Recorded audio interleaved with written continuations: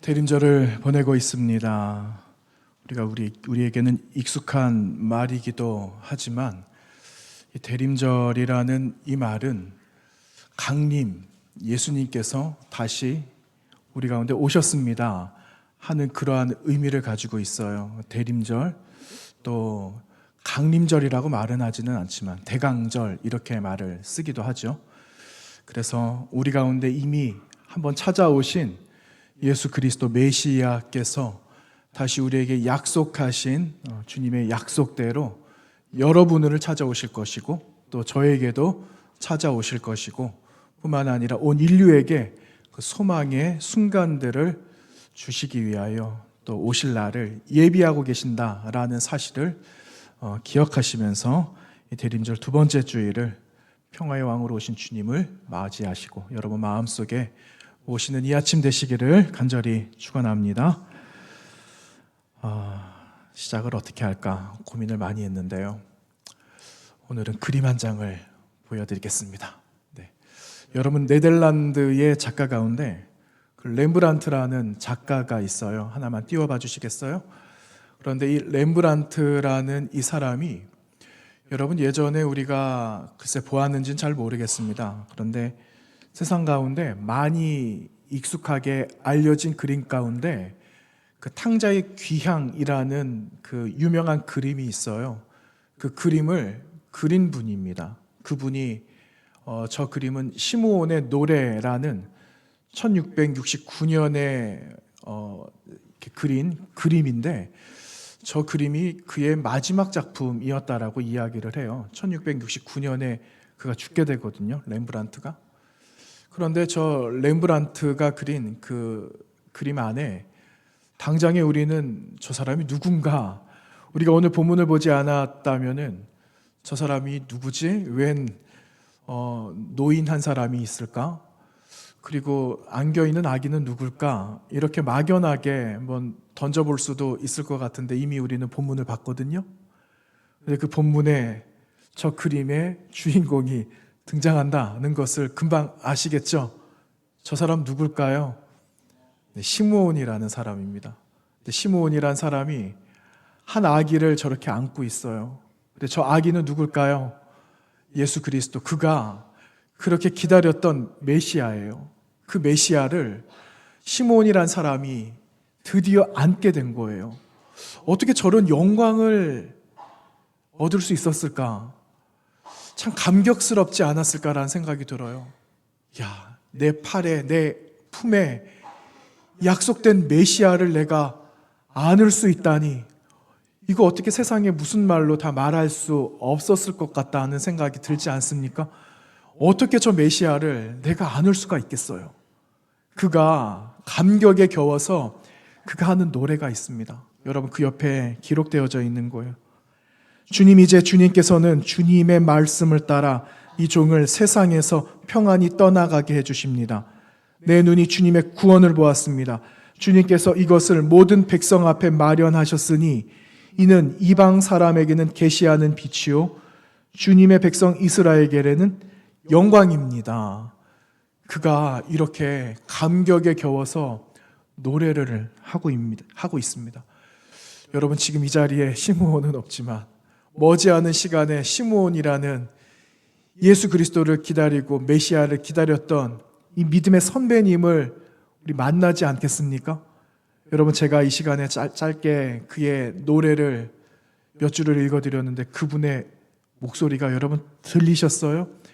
지금 내가 하는 고백이다 라고 하고 저 고백을 내가 드린다면 여러분 굉장히 감격스러울 것 같다는 생각이 들립니다. 여러분, 저 그림에 나오고 있는 시므온의 나이가 과연 얼마나 되었을까요?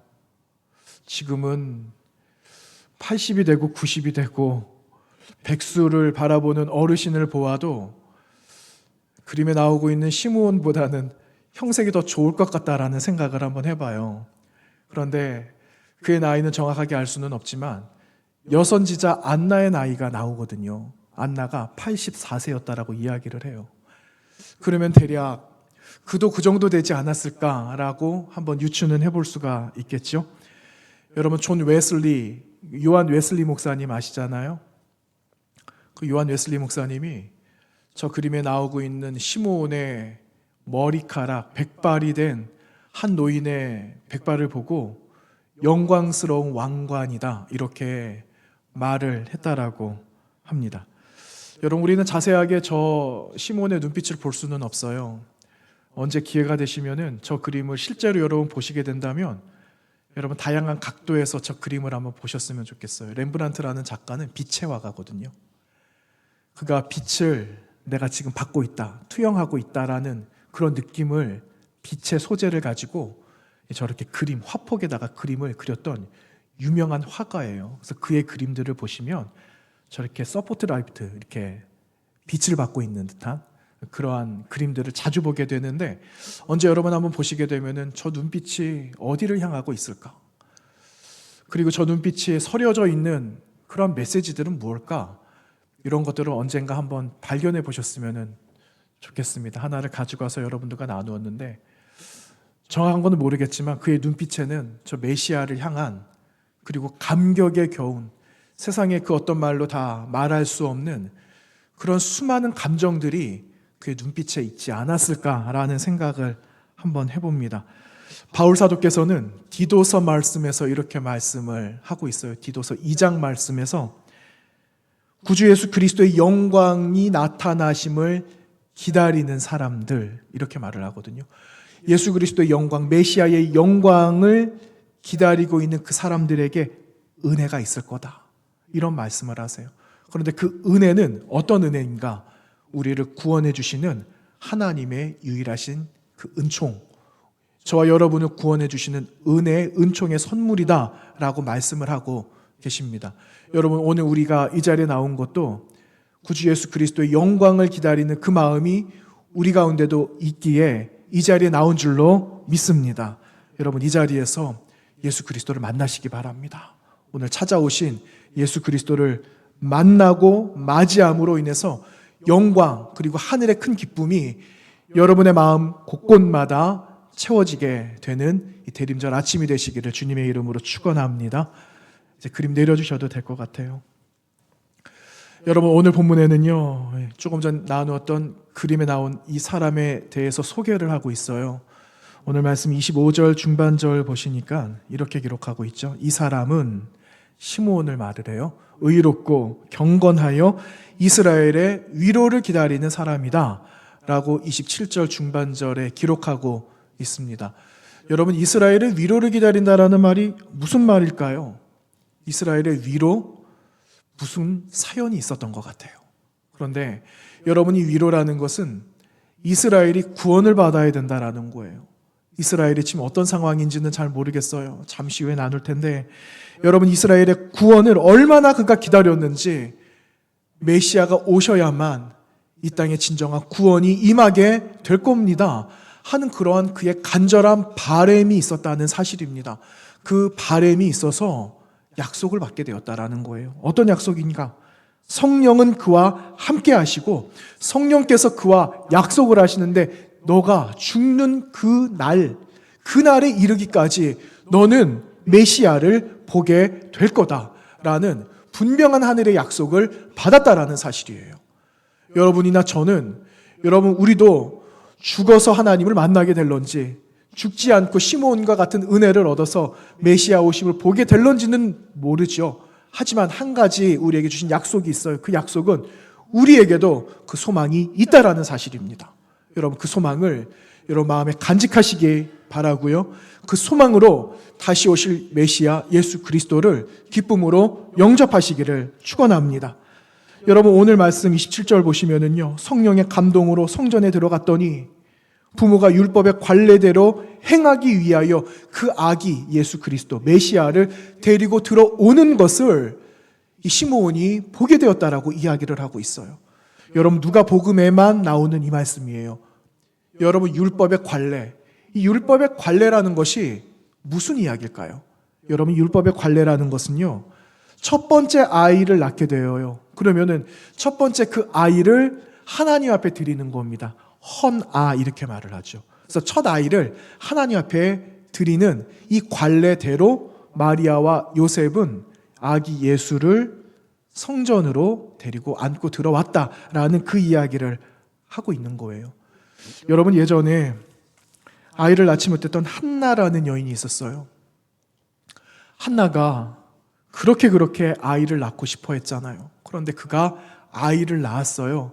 그 아이의 이름은 사무엘이었습니다. 여러분, 그런데 그 사무엘을 젖대기까지 엄마 한나가 데리고 있잖아요. 그리고 나서 어디로 보냅니까? 그리고 엘리 제사장이 있는 하나님의 성전, 하나님이 계시는 곳으로 그 아이 사무엘을 올려보냈던 적이 있어요. 그와 같은 겁니다. 그와 같은 관례대로 예수 그리스도, 그 첫 아이를 바로 성전에 데리고 와서 하나님 앞에 드린 그 모습을 누가복음 말씀에서 유일하게 발견해 볼 수가 있는 거죠. 여기서 우리는 하나 질문을 해볼 수가 있어요. 여러분, 시므온, 오늘 본문에 나오고 있는 시므온은 도대체 왜 메시아를 기다렸는가 하는 겁니다. 여러분, 메시아를 왜 기다릴까요?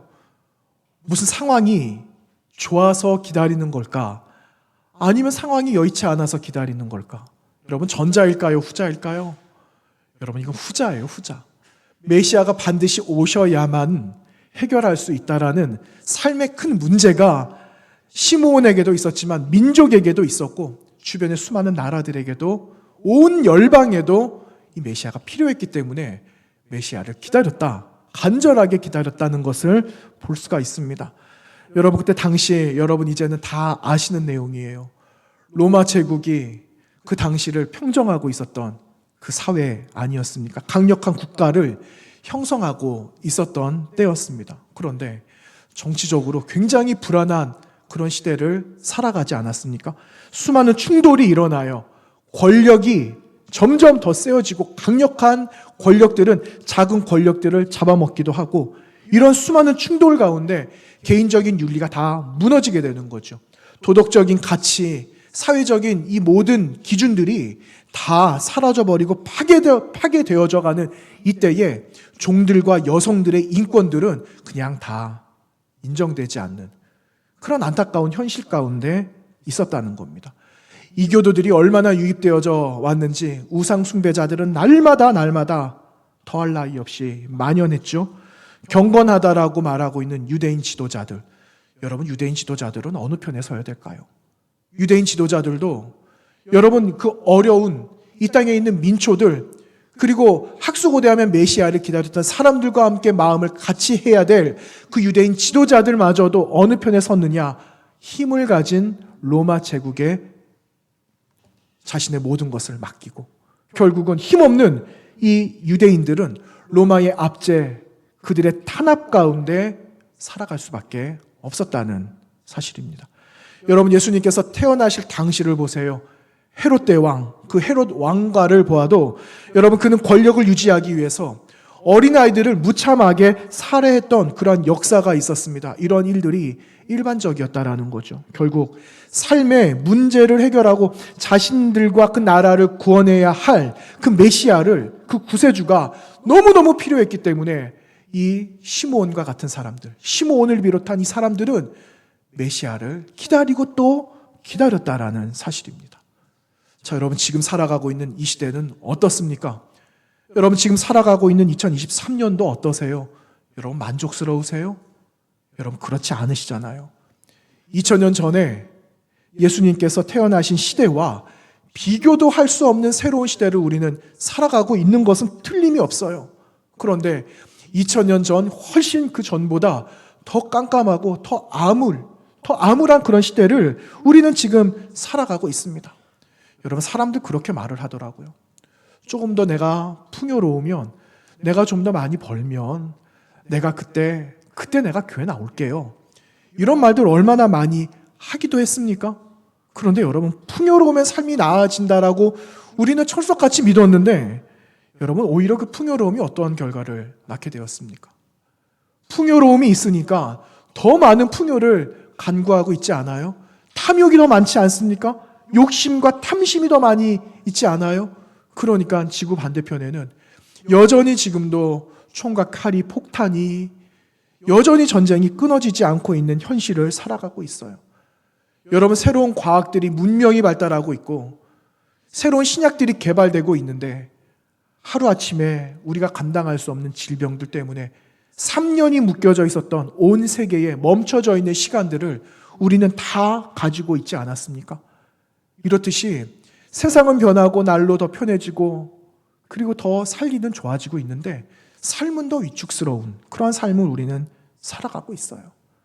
여러분, 우리 몸은 최첨단 시대를 살아가고 있습니다. 그런데 우리의 영혼은 지금 어디에 있습니까? 우리의 영혼은 지금 어느 곳에 지금 머물러 있습니까? 여러분, 우리의 영혼은 쉼을 얻지 못하는 그런 현실을 살아가고 있는 것이 지금 우리 삶의 현 주소다라는 겁니다. 여러분, 이 세상 누가 구원할까요? 여러분, 이 세상 누가 구원하면 되겠습니까? 좀 유능한 사람이 와서 자신이 가진 이 재능과 재물과 능력을 다 풀어내놓으면서 내가 세상을 구하겠다 하면 여러분 따라가시겠어요? 여러분, 사람이 세상을 구원할 수 없어요. 나라도 세상을 구원할 수가 없습니다. 여러분, 고대시대에 절대 강국이라고 했던 수많은 나라들이 있었어요. 여러분, 아수르라는 나라 들어보셨잖아요. 바벨론이라는 나라 들어보셨잖아요. 페르시아라는 나라는 또 어땠습니까? 여러분, 로마는 어땠습니까? 여러분, 그런데 이 수많은 고대의 나라들이 다 사라지고 말았어요. 어느 나라는요, 흔적조차 찾을 수가 없어요. 바벨론 같은 나라는요, 그 강성했던 그 나라가 망한 다음에 바벨론의 나라, 바벨론이라는 나라의 흔적은 도무지 찾을 수가 없다라고 역사학자들은 그렇게 말을 합니다. 과연 실존에 있었던 나라인가? 허구의 나라가 있었던 건 아니야? 이렇게 말할 정도로 깡그리 그냥 역사 속으로 다 사라져버렸다라는 겁니다. 이유가 뭘까요? 그들의 교만함, 위선, 끊이지 않는 우상숭배, 세상에 수많은 힘 있는 권력 있는 사람들과 타협, 무너지는 인권들, 이런 걸 보면서 하나님께서 가만히 계실 리가 없죠. 하나님께서는 그 나라들의 심판을 감행하시면서 역사 속에 다 사라지게 하셨다라는 겁니다. 견딜 수가 없었던 거죠. 여러분, 이 땅은 지금 소망이 없어요. 소망이 없는 이 나라에 여러분 어떻게 살아가시겠어요? 어디에 무엇을 기대면서 살아가시겠습니까? 여러분, 이것만 생각하면 얼마나 절망스러운지 몰라요. 지금 제가 여러분들에게 여러분 이 땅 소망 없어요 라고 이야기를 하지만 한편으로는 저의 마음속에도 정말 그럴까? 정말 소망이 없는 걸까? 저에게 여러분 지금 질문하면서 저에게 다시 한번 반문을 했습니다. 정말 소망이 없는 걸까? 여러분, 소망이 없습니까? 저에게도 좀 말씀을 해주세요. 소망 없습니까? 여러분, 소망이 있어요. 소망이 있습니다. 여러분, 그 소망은 어디에 있는가? 바로 성경에 있습니다. 여러분, 성경에 있어요. 성경이 우리에게 말씀하시고 계세요. 그리고 저에게 여러분에게 약속하셨어요. 언제 약속하셨는가? 이미 2000년 전에. 그리고 처음 세상을 만드실 때에 하나님은 저 여러분에게 약속하셨다라는 겁니다. 그래서 우리의 기다림은 시므온의 기다림과 같아야 되는 거예요. 내가 지금 당장 내 눈에 메시아를 만나지는 못할지언정, 내가 눈을 감아서 내가 하나님 나라에 들어가서 그 메시아를 만날지언정 나는 그 메시아를 기다리겠다 하는 그 마음과 그 믿음이 오늘 저와 여러분의 마음의 소원이 되시고 또한 그 소원으로 하나님 앞에 올려드리는 믿음의 고백이 되시기를 주님의 이름으로 축원합니다. 여러분, 한 심리학자, 예전에 제가 한 2년 전에 말씀을 한번 드렸던 것 같아요. 한 심리학자가요, 연구를 했는데 수많은 사람들이 기다리는데 시간을 그렇게 쓰고 있다라는 그런 결과를 냈다라고 합니다. 여러분, 시간이 100분이 있다라고 생각을 해봅시다. 시간 100분. 우리에게 주어져 있는 인생의 시간은 100분. 그런데 사람들이 기다리고 있는 시간은 94분이라고 말을 해요. 거의 3분의 2 이상, 거의 인생의 모든 시간들을 기다리는 데다가 그렇게 투자를 하면서 살아가고 있다는 거예요. 여러분, 지금 우리도 기다리는 게 있어요. 그렇죠? 여러분, 예배 끝나면은 우리는 점심시간을 기다립니다. 점심시간이 끝난 다음에 또 오늘 하루가 다 끝나가기까지 또 무언가를 또 해야 되겠죠. 하면서 또 기다리고 그 다음을 또 기다리고 하지 않겠습니까? 여러분, 자녀들이 얼마 전에 수능 시험 봤어요. 우리 아이들에게 이렇게 말하면은 아이들이 좀 절망스러울까? 라는 생각이 좀 드는데, 수능 시험을 봤는데 아이들 뭐 기다리겠습니까? 합격을 기다리겠죠. 이 성적표를 기다릴 거예요. 성적표 하면 좀 그렇지만 어쨌든 좋은 결과를, 그 다음 대학교를 이제 또 가야 되니까 기다리지 않겠어요? 대학을 입학을 했는데 이제 졸업할 때가 됐어요. 졸업할 시즌이 되어 오니까 이제 뭘 기다리겠습니까? 이제 취업 준비를 해야 되니까 그 시간을 또 기다리는 거예요. 그 시간을 기다리는 거죠. 얼마나 힘들겠어요. 그 시간이 우리 말대로 퍼뜩 오면 좋겠는데 퍼뜩 오지 않으니까 얼마나 그게 힘이 들겠어요. 뿐만입니까? 취업을 했어요. 초년생이 됐죠. 사회인이 됐어요. 시간이 자꾸 갑니다. 그랬더니 이제는 무슨 시간을 기다려야 할까요? 이젠 결혼해야 돼요. 결혼해야 되는 시간. 결혼을 했으니 이제는 또 새 가족을 맞이해야 되는 시간을 또 필요로 하지 않겠습니까? 그리고 나서 그 아이들이 또 훌쩍 컸어요. 시집장가 다 보내야 되고. 그리고 나서 이제 마지막 남은 시간은 어떤 시간일까요? 이제 죽는 시간이에요. 여러분 얼마나 허무해요. 죽는 시간을 기다린다? 여러분 죽는 시간을 기다리세요? 아니면 죽음 이후에 새로운 소망의 시간을 기다리고 계십니까? 아무도 안 계십니까? 여러분 우리는 죽음의 시간을 기다리는 사람들이 아닙니다. 죽음은 지나가는 과정이에요. 그 다음에 우리에게 소망의 시간을 준비하고 계신다고 하셨잖아요. 그래서 우리는 성경을 믿잖아요. 그리고 그 예수 그리스도 메시아를 우리는 지금도 기다리고 있잖아요. 그 믿음으로 살아가는 겁니다. 여러분 오늘 내가 처음 믿음 생활을 시작한다라고 해도 내가 지금까지 10년, 20년, 30년을 예수 그리스도를 믿어왔는데 지금까지 내 마음에 확신이 없었어. 여러분 괜찮아요. 오늘이 중요한 거예요. 오늘 내가 그 믿음으로 다시 시작하겠다. 그 마음이 있으면 되는 겁니다. 그러면 여러분 지나가는 죽음의 그 문을 넘어서 우리는 새로운 소망의 시간을 나의 시간으로 맞이할 수 있는 겁니다. 왜냐? 약속하셨으니까. 소망의 시간이 여러분의 시간이고 저의 시간이기 때문에 우리는 그 시간을 기다리면서 그 다음을 준비하는 겁니다. 여러분 그런데 중요한 건 어떻게 그 시간을 기다릴까 하는 거죠. 어떻게 시간을 기다리면 좋겠습니까? 새벽에 그 욥을 계속해서 묵상하고 있어요. 욥기. 여러분 욥하면 여러분 당장 떠오르는 단어가 있다면 어떤 단어가 떠오르세요? 그 사람은 의로운 사람이었어. 우리는 대부분 의로운 욥 대명사처럼 이야기를 하거든요. 맞죠? 그가 의롭다라는 정보만 가지고 있는 것이 사실 우리는 대부분이에요. 그런데 여러분 욥이 원망한 거 아세요? 욥이 하나님을 원망했다라는 말을 들어보셨어요? 안 들어보셨어요? 그럼 지금부터 하겠습니다. 여러분 욥이 하나님을 원망합니다. 하나님을 원망해요. 와 이상하다. 예전에는 그런 이야기 못 들었는데. 여러분 욥이나 우리나 뭐가 다르겠습니까? 다 똑같죠. 원망 없이 살아갈 사람 있으면 나와보라 그러세요. 단 한 번도 나는 50, 60, 70 평생을 살아가면서 나는 단 한 번도 원망한 적이 없어. 특히 내가 믿는 하나님에 대해서 나는 원망한 적 단 한 번도 없다 하는 사람 있으면 어디 한번 소개 좀 시켜주십시오. 사람은요 다 매 한 가지예요. 욥도 하나님을 원망했어요. 그런데 그의 원망과 우리의 원망이 다르다라는 거예요. 욥이 원망을 했지만 그의 원망의 시작은 어디냐 하면 하나님 정말 밉습니다. 이런 한탄과 원망이 아니라 하나님 저의 한계가 저희가 이 정도밖에 안 됐어요. 하나님을 섬기고 내가 하나님을 믿고 지금까지 하나님을 신뢰하면서 내가 지금까지 왔는데 하나님 저를 보니까 제가 이 정도밖에 되지 않았어요? 하나님 저 자신을 보니까 너무 저 자신이 실망스럽네요. 여기서부터 시작된 그의 원망이었다라는 거예요. 자신의 한계에서 오는 원망이었다라는 거죠. 하나님을 더 알기를 원했던 그의 애틋한 그 마음, 하나님을 신뢰하는 마음, 그 믿음이 뿌리가 되어져서 나온 그의 고백, 그의 고백이었어요. 사실은요. 더 이상 내가 나의 오류로 인해서 하나님을 욕되게 하지 않겠다 하는 그 마음에서 온 거죠. 그래서 그가 하는 게 있어요. 무엇을 하는가? 기다리는 거예요. 기다리는 거죠. 언제까지 기다리는가? 하나님이 계획하신 시간까지.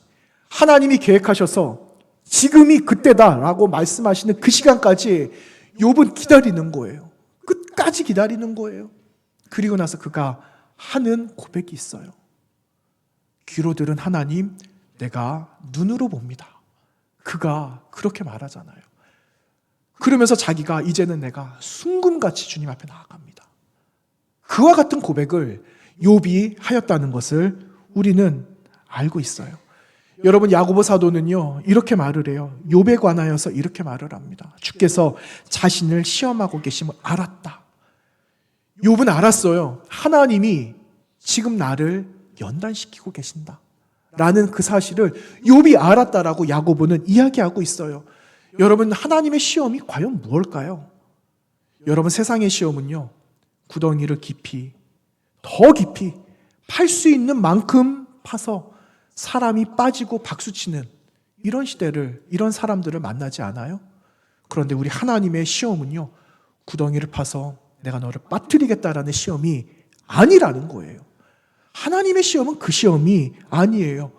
그 안에서도 믿음으로, 믿음의 견고함으로, 그리고 그 믿음 위에, 반석 위에 서서 하나님께서 예비하신 현재의 고난을 뛰어넘어서 기다림 속에 하나님으로부터 얻게 될 소망을 얻기를 원하시는 그 하나님의 연단의 시간을 미리 처음부터 계획하시고 지금 이 시간에 필요한 대로, 필요한 만큼 우리 가운데 펼쳐 보여주신다라는 것입니다. 여러분, 하나님의 연단하심도 기대하시기 바랍니다. 하나님의 그 연단도 여러분 더 갈망하시기를 바라세요. 여러분, 그 마음속에는요, 그 안에는요 하나님이 이루실 소망이 있어요. 그 소망이 있기 때문에 갈망하시고 기대하시고 낙심하지 말고 하나님 앞에 믿음의 승부를 함께 띄우는 저와 여러분의 삶이 되시기를 축원합니다. 여러분, 이렇게 기다리는 사람도 있죠. 잘 기다리는 사람이 있어요. 그래서 시므온 같이 메시아를 만나는 사람도 있어요. 그런데 다른 복음서에는요 똑같이 기다린 사람인데 결과가 다른 사람도 있다는 겁니다. 여러분, 마태복음을 보게 되면 여러분 누가복음에는 메시아 나심을 처음에 목자들이 듣게 됩니다. 그리고 그 목자들이, 양을 치는 목자들이 메시아를 영접하지 않아요? 그런데 그 마태복음에는 메시아를 처음 영접한 사람이 누구냐면은 동방의 박사들이라고 이야기를 합니다. 동방의 박사들이 평화의 왕으로 나신 이가 도대체 어디에 나셨는가 하는 질문을 가지고 헤롯을 만나지 않습니까? 그런데 그 헤롯에게 그 질문을 했을 때 여러분, 그때 당시에 그 예루살렘 온 동네는 소동이 일어났다라고 이야기를 하고 있습니다. 왕이 나셨다, 이스라엘의 평화의 왕이 나셨다라는 소식을 들은 사람들이 가만히 있지를 못했던 거예요. 그런데 메시아를 만난 사람은 동방의 박사들밖에 없었다는 겁니다. 아니, 그 정도 소동이 일어나고 그 정도로 예루살렘 그 베들레헴이 떠들썩했다면 여러분, 그 소식을 들은, 그리고 기대했던 사람들은 다 같이 한 자리에 가야 하지 않았겠습니까? 종교 지도자들 역시 여러분 메시아 기다렸어요. 하지만 메시아가 나셨을 때 정작 그들도 그 자리에 있지 않았다라는 겁니다.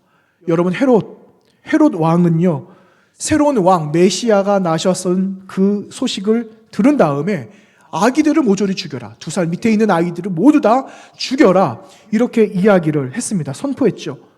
여러분, 먼 훗날에 대제사장 가야바라는 사람, 예수님께서 십자가에 죽게 하는 데에 예수님을 내어드리고 말았어요. 여러분, 이러한 일도 있지 않았습니까? 왜? 여러분, 왜 이 사람들은 메시아가 나신 자리에 함께 있지 않고 왜 도리어 메시아를 죽이는 일들 가운데 가장 앞섰을까요? 그들의 자리에서 내려오지 않았을 뿐만 아니라 내려올 마음이 없었던 거예요. 그 보좌에서 내려오기 싫었기 때문에 자신의 자리를 새 왕에게 내어드릴 마음이 없었던 겁니다. 메시아를 기다렸지만 이들의 기다림은 자신들의 일생의, 인생에 전혀 상관없는 기다림이 되고 말았어요. 진정한 왕에게 내가 내어드릴 마음이 없었기 때문에 메시아를 왕으로 만난 사람들도 있었지만 그 다른 이면에는 메시아를 만난 사람도 없었다라는 것을 여러분, 우리는 기억해야 됩니다.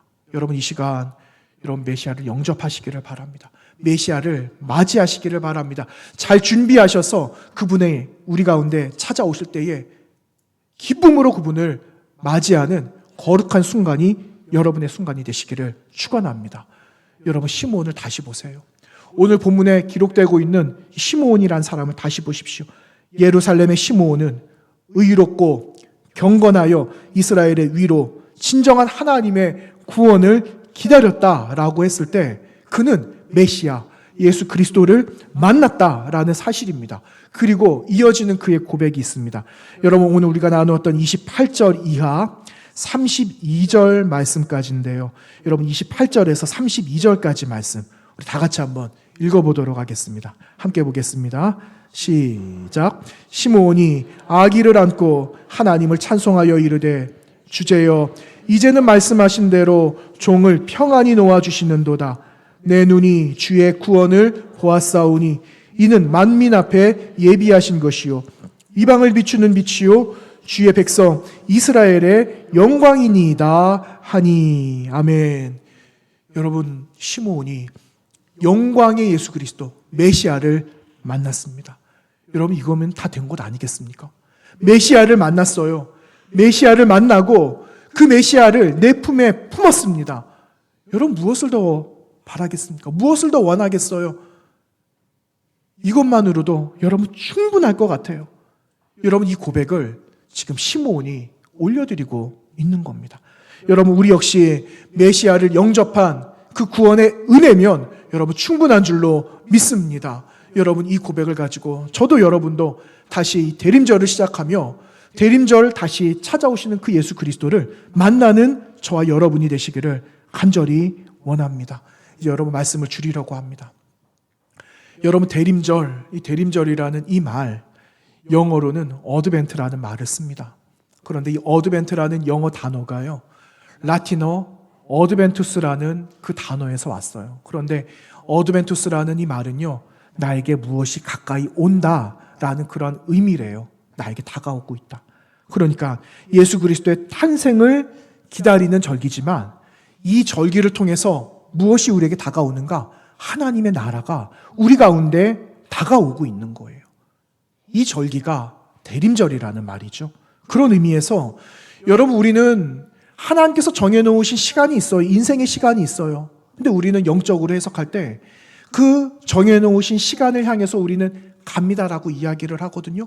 그런데 여러분, 우리가 하나님의 나라를 향하여 가는 것도 맞지만 하나님의 나라를 이미 예비해 놓으셨기 때문에 예비해 놓으신 시간이 지금 우리에게 다가오고 있다라는 거예요. 예비해 놓으셨기 때문에 이건 내가 오지 않기를 내가 막는다라고 막을 수 없는 시간이라는 거예요. 나라라는 거죠.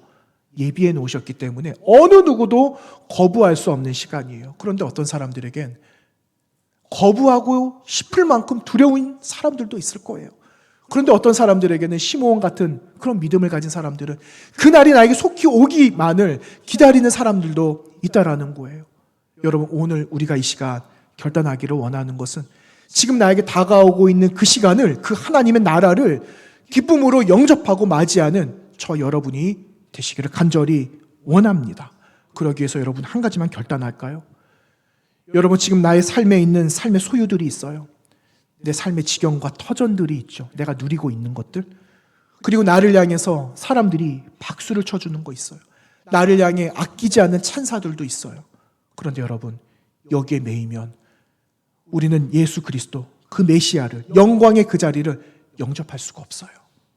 여러분, 이걸 다 내려놓는 거예요. 그리고 그 자리에, 현재의 나의 삶의 자리에 누구를 모시는가? 왕 대신 메시아, 예수 그리스도, 그 자리에 그분을 올려놓으시고 그분을 바라보시면서 매일 그분과 함께 영광의 나날, 영광의 시간을, 영광의 순간들을 살아갈 수 있어야 하는 겁니다. 그것이 여러분 대림절을 기다리는 성도의 자세입니다. 여러분, 이제 남겨져 있는 대림절의 시간이 2번이 남고 이제 왕을 만나는 마지막 시간이 남겨져 있어요. 그 시간들을 여러분 하루하루를 보내시면서 나의 자리에 왕이 계시는가? 나는 그 왕을, 그 자리를 올려드리면서 나는 그분을 마치 기다리고 있는가? 그 열정이 다시 회복되고 있는가? 이것을 다시 한번 점검하고 회복하면서 이 대림의 절기를 아름답게 보내는 저와 여러분의 삶이 되시기를 주님의 이름으로 축원합니다. 기도하겠습니다. 하나님, 감사합니다. 대림절 2번째 주일, 우리에게 향하신 하나님의 나라, 그분의 약속, 소망이 우리 가운데 이미 주어진 줄로 믿습니다. 약속하신 나를 향하여 한 걸음 한 걸음 믿음으로 살아가도록 인도하여 주시고, 내 마음속에 흑암의 많은 구름들로 덮여져서 내 마음속에 믿음이 없었다면 다시 오늘부터 평강의 왕이신 하나님, 나를 구원해 주신 예수 그리스도가 유일하신 나의 하나님 되심을 고백하며 나아가는 귀한 자리가 되어지기를 원합니다. 그 고백으로 하나님이 대림절의 시간을 보내게 하여 주시고 주님 우리를 통하여 영광받아 주시옵소서. 예수님 거룩하신 이름으로 기도하옵나이다. 아멘.